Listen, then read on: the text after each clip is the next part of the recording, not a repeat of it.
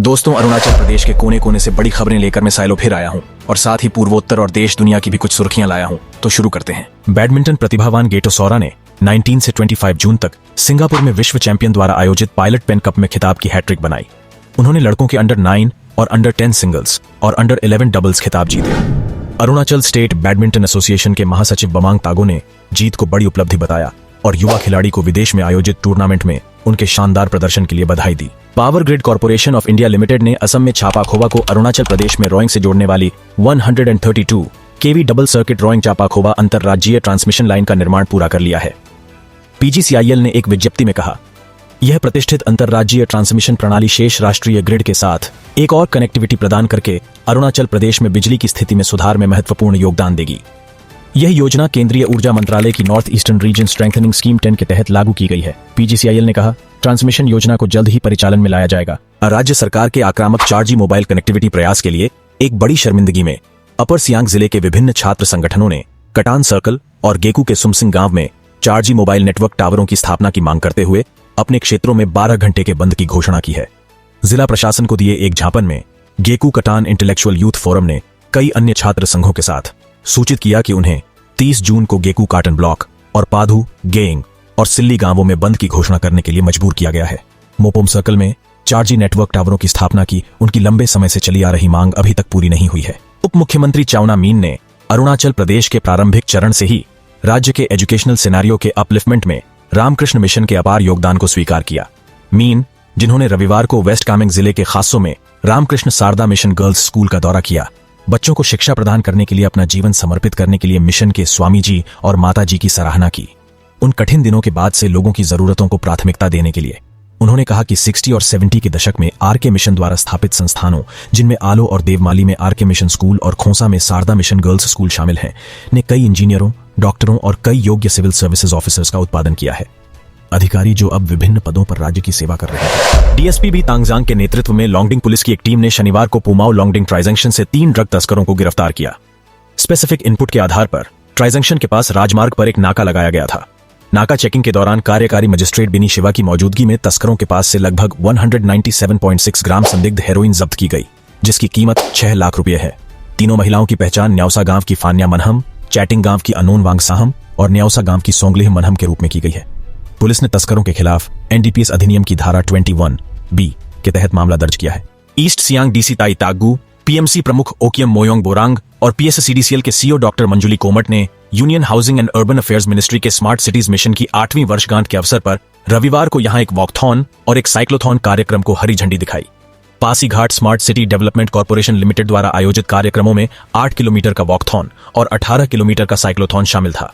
प्रतिभागियों ने पीएससीडीएसएल द्वारा शुरू की गई 8 प्रमुख स्मार्ट सिटी परियोजनाओं को कवर किया। देश में 1975 में पूर्व प्रधानमंत्री इंदिरा गांधी के नेतृत्व वाली तत्कालीन सरकार द्वारा लगाए गए इमरजेंसी के 48 साल पूरे होने पर राज्य भाजपा ने रविवार को पूरे राज्य में काला दिवस मनाया। ईटानगर में भाजपा प्रवक्ता ताची नेचा ने बताया कि कैसे इंदिरा गांधी के नेतृत्व वाली तत्कालीन सरकार द्वारा इमरजेंसी लगाया गया था, जबकि राज्य भाजपा सचिव तिरिंग तिरी ने कहा कि 1975 का इमरजेंसी भारतीय संसदीय लोकतंत्र का सबसे काला इतिहास था। हिंसा प्रभावित मणिपुर की स्थिति पर केंद्र पर निशाना साधते हुए वरिष्ठ कांग्रेस नेता जयराम रमेश ने रविवार को आरोप लगाया कि जबकि पूर्वोत्तर राज्य जल रहा है, प्रधानमंत्री नरेंद्र मोदी चुप हैं, गृह मंत्री अमित शाह चुप हैं, अप्रभावी और मुख्यमंत्री N Biren Singh non functional हैं। रमेश ने यह टिप्पणी मणिपुर में शांति पर हरकिशन सिंह सुरजीत भवन में एक राष्ट्रीय सम्मेलन में की, जिसे विभिन्न राजनीतिक दलों के नेताओं ने संबोधित किया। महिलाओं के नेतृत्व वाली भीड़ और सुरक्षा बलों के बीच गतिरोध के बाद, जिन्होंने इम्फाल पूर्व के इथम गांव को घेर लिया था, जहां आतंकवादी समूह KYKL के 1 दर्जन सदस्य छिपे हुए थे, सेना ने नागरिकों को जोखिम में न डालने के लिए एक मैच्योर डिसीजन लिया। अधिकारियों ने रविवार को कहा कि वे जब्त किए गए हथियारों और गोला बारूद के साथ चले गए। इथम में गतिरोध पूरे शनिवार तक चलता रहा और महिलाओं के नेतृत्व वाली बड़ी क्रोधित भीड़ के खिलाफ बल के उपयोग की संवेदनशीलता और इस तरह की कार्रवाई के कारण संभावित हताहतों की संख्या को ध्यान में रखते हुए ऑपरेशनल कमांडर के मैच्योर डिसीजन के बाद समाप्त हुआ। असम में बाढ़ की स्थिति रविवार को भी गंभीर बनी रही। 9 जिलों में 4 लाख से अधिक लोग बाढ़ की चपेट में आए, हालांकि जल स्तर कम होना शुरू हो गया है। Assam state disaster management authority के अधिकारी ने कहा, राज्य के विभिन्न हिस्सों में इस साल की बाढ़ की पहली लहर में अब तक 3 लोगों की जान चली गई है।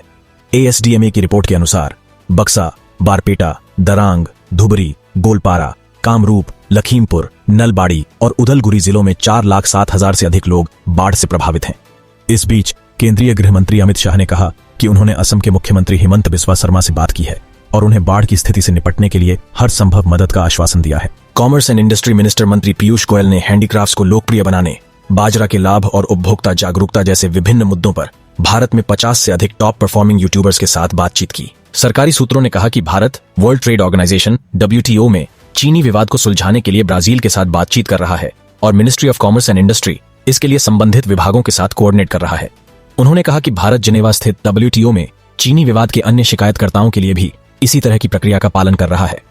2019 में ब्राजील, ऑस्ट्रेलिया और ग्वाटेमाला ने भारत को WTO के डिस्प्यूट सेटलमेंट मैकेनिज्म में घसीटा और आरोप लगाया कि नई दिल्ली की चीनी सब्सिडी ग्लोबल व्यापार नियमों के साथ इनकंसिस्टेंट है। चीन पाकिस्तानी सेना को मानव रहित हवाई और लड़ाकू हवाई वाहन उपलब्ध कराने, कम्युनिकेशन टावर्स स्थापित करने और नियंत्रण रेखा पर अंडरग्राउंड केबल्स बिछाने के अलावा रक्षा बुनियादी ढांचे के निर्माण में मदद कर रहा है। अधिकारियों के अनुसार यह पाकिस्तान के सदाबहार मित्र के रूप में चीन की स्थिति को और मजबूत करने के प्रयासों का हिस्सा है। साथ ही पाकिस्तान के कब्जे वाले कश्मीर POK पर बढ़ते चीनी परिक्षेत्रों की सुरक्षा सुनिश्चित करने के बहाने भी यह सुनिश्चित किया जा रहा है। कब्जे वाले क्षेत्र में चाइना पाकिस्तान इकोनॉमिक कॉरिडोर सड़क और जल विद्युत परियोजनाएं बनाई गईं। तालिबान के सर्वोच्च नेता ने रविवार को एक संदेश जारी कर दावा किया कि उनकी सरकार ने अफगानिस्तान में महिलाओं के जीवन की बेहतरी के लिए आवश्यक कदम उठाए हैं, जहां महिलाओं को सार्वजनिक जीवन और काम से प्रतिबंधित कर दिया गया है और लड़कियों की शिक्षा पर गंभीर रूप से अंकुश लगाया गया है।